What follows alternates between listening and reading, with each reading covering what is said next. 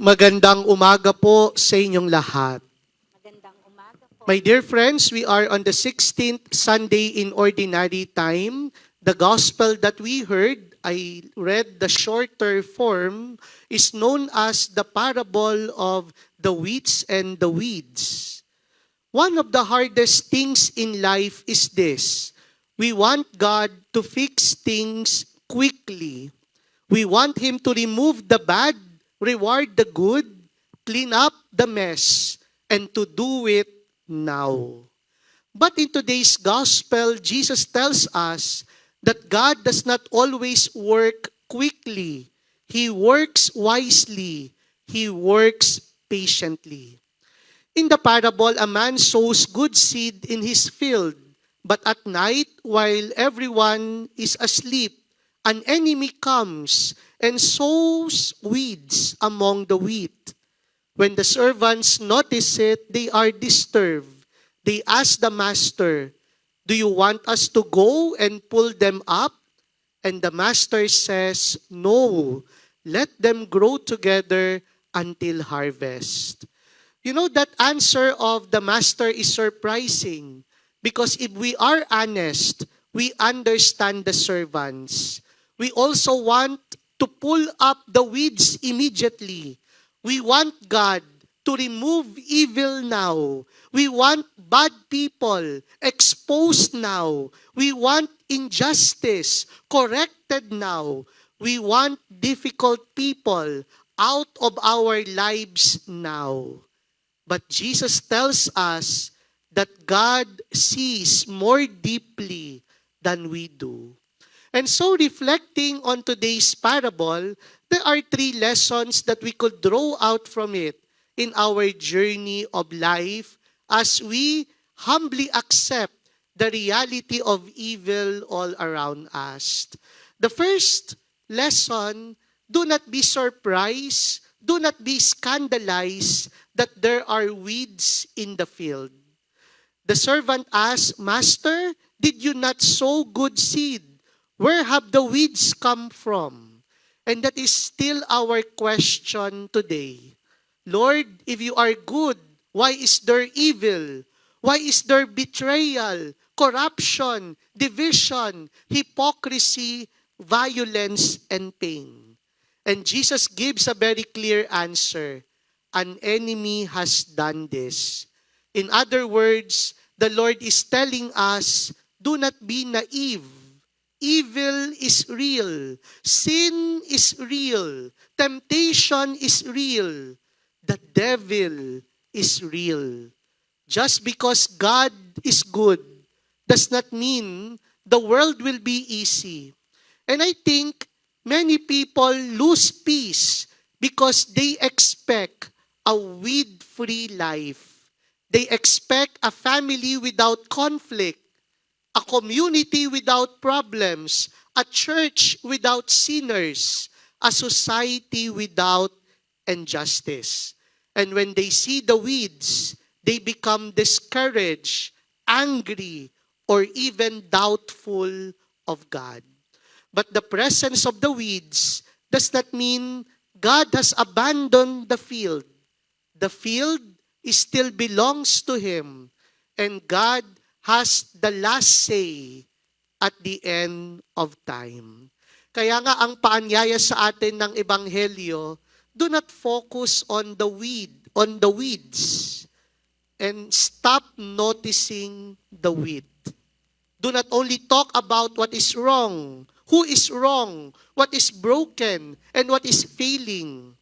Kasi without you knowing it, little by little, you become bitter, you become pessimistic in this life.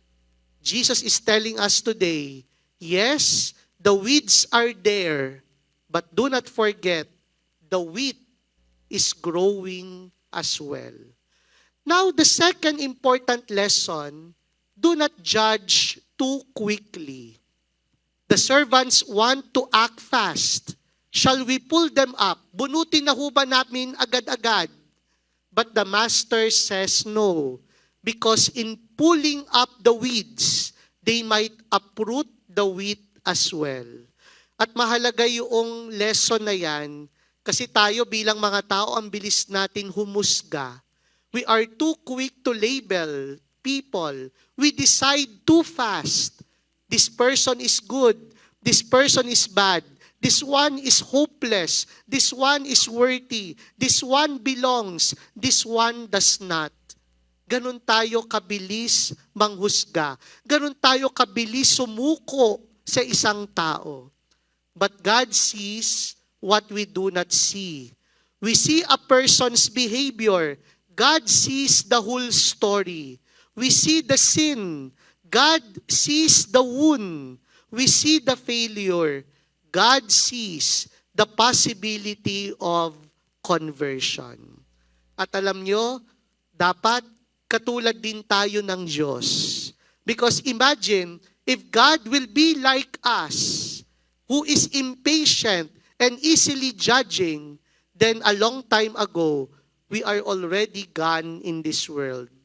No? Kasi imagine, if God judged us only by our worst moment, imagine if He uprooted us the first time we failed, the first time we fell, the first time we made a mess of things, none of us would be here.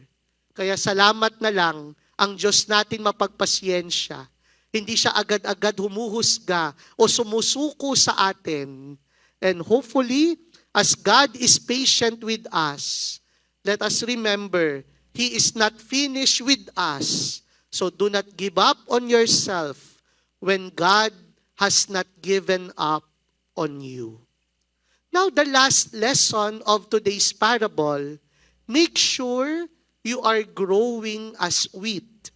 Sana ikaw ay lumalago hindi bilang damo, kundi bilang isang trigo. And the easiest thing is really to judge people, to label them, forgetting to also assess ourselves honestly. The Lord asks us not to look on other people's lives, but to look at our own hearts. Because if we are honest, there inside of us exists both the wheat and the weeds. No, kung totoo lang naman tayo sa sarili natin, hindi naman tayo perfectly wheat. No? Meron din tayo mga weeds. Meron din tayo mga kakulangan, paboritong kasalanan, kahinaan. Oo, meron love dyan, pero minsan may pride din. Oo, minsan may desire for God, pero meron ding desire for the world. So, we are in a tug of war in our hearts between the wheat and the weeds. And so, the question is this, what is really growing in me? What am I feeding every day? Am I feeding prayer or only distraction? Am I feeding peace or anger? Am I feeding charity or gossip? Am I feeding forgiveness or resentment?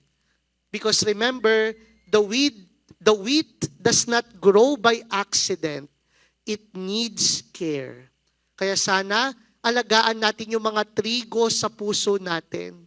Yun yung ating pakainin. Yun yung ating bigyang tuon at pansin. Remember, yes, the Lord is patient, but there will be a time or a day of reckoning. Oo, mapagpasensya ang Diyos. Pero pinaalala rin ng talinghaga, sa dulo ng buhay natin, titipunin ang mga damo at susunugin, titipunin ang mga trigo at ilalagay sa kanyang kamalig. I hope that we will be part of the weeds who will belong to God's house all the days of our life. And so do not forget the lessons of today's parable. When you see evil in the world, do not lose faith.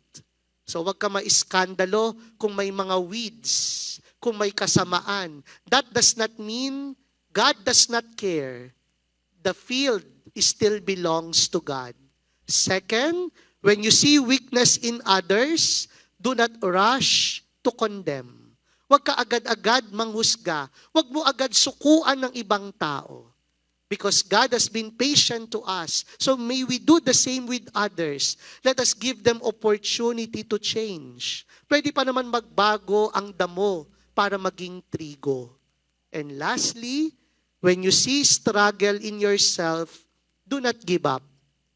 When you assess yourself with all honesty and see that there are also weeds in your heart, do not give up.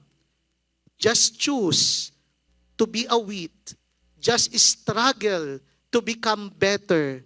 And that will always be enough for God. And so as we continue the celebration of this Holy Mass, let this be our simple prayer. Lord, keep me from bitterness when I see the weeds. Keep me from pride when I judge others. And help me become a good wheat, faithful, fruitful, and ready for your harvest. Amen.